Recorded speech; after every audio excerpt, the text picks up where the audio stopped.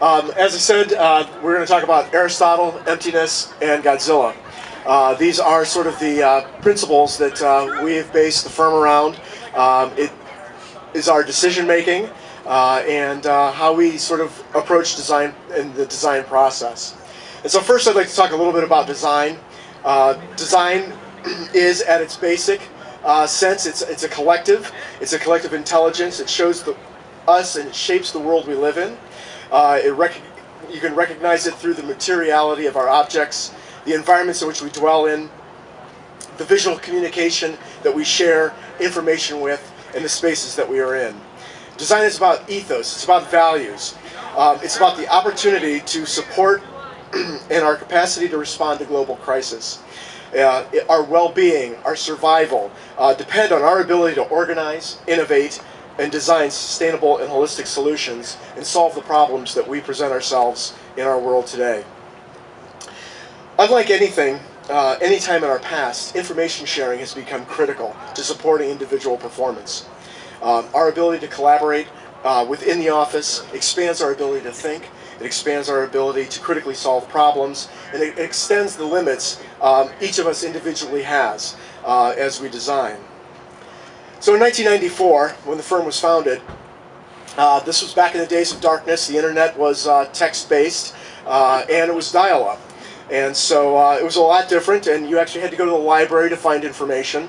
And so we spent a day in the library looking at books to try to think about who we are, and what we wanted to do.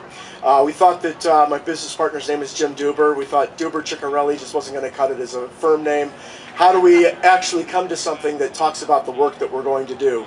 So as we looked at Socrates, Plato, and Aristotle, the idea of techne, the art of making, became something that really responded to us quite clearly. And what that means is essentially it's a systematic knowledge that we use to define solutions that represent human action. This isn't basic cognitive making, but it's something that is transformative. Its purpose is to produce an effect, an emotional response. It allows us to inhabit space. Aristotle's addition to techne, the idea of techne, is that techne becomes something that becomes moral, becomes about our humanity. So as architects, as we start to think about making space, really what we end up doing is we end up designing for emptiness. Architecture, as we practice it, is a long process. It can take us 2 to 3 years to design a project from start to finish and get it constructed. But what that means, though, is it gives us time to think about the spaces that we make. That we're not just building, but we're actually providing space that can enclose, liberate, suspend us, lead us through those spaces, places to contemplate, places to think. Broken down in its most basic, stripped of its walls, its language, slabs, structure, etc., what you're left with is emptiness. We can't draw emptiness, we can't plan emptiness. What we can kind of do is draw its boundaries, start to think about what the resultant space is that we want, what we want to have as something that can be occupied. The space itself is dependent on our senses. It requires the perception of light, sound, texture, color, but most importantly, it relies on human experience. It is in these spaces that we can inhabit, that we can share, work, meet, greet, that really provides meaningness to the things, meaningfulness to the things that we do on a daily basis. When we think about these spaces that we design, we think about light, shape, form. All of these things work together to impart a certain impression, invoke a sensation. We talk about memory, we talk about feeling, we talk about remembrance as a topic. So in this case, though, we don't really draw emptiness. Emptiness is something that we experience, something that becomes meaningful. Within this emptiness, we develop this understanding of place and use. So our work has a certain minimalist quality about it. It depends on the observer. It also gives its impression that there's something inside, that there's a space to contain, that there's a certain amount of opportunity within that. Given then these parameters, all of our clients come to us with budgets, set of issues, set of ideas. We have a site. We end up with building tectonics, which is the means and methods of construction. We bring all of these things together into multiple parts that organize itself into a building that we are able to coalesce into something that has meaning. In today's society, we're multitasking, we're moving, we have information with us all the time, we're answering emails 100%.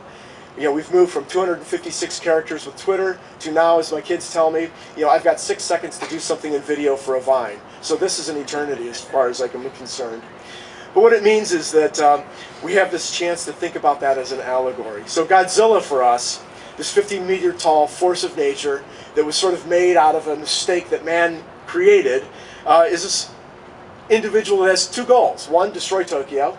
2, destroy any monster that's trying to destroy Tokyo, and then destroy Tokyo itself. But as an allegory for us, it's a reminder of balance. It's guiding us to remember that while we work digitally, we design buildings in the computer systems for the most part, these are still acts of our hand. Building is still an act of hand. Decision-making happens as a result of very careful consideration, and as our hands move, and we have time to observe what we've done, we're able to think about these investigations, we're able to think about the proper palette of materials, the way to organize that palette of materials into meaningful place and spaces that our clients are really happy to occupy and occur. So how do we know that we've been successful? I think the most success that we've had when we've designed spaces and we've actually captured emptiness is the things that have occurred in them that we didn't plan, that we didn't think about, and we could never have expected. For instance, one of our projects, a dance company decided that they wanted to put a dance on the bridge that we had designed and choreographed that. Thank you.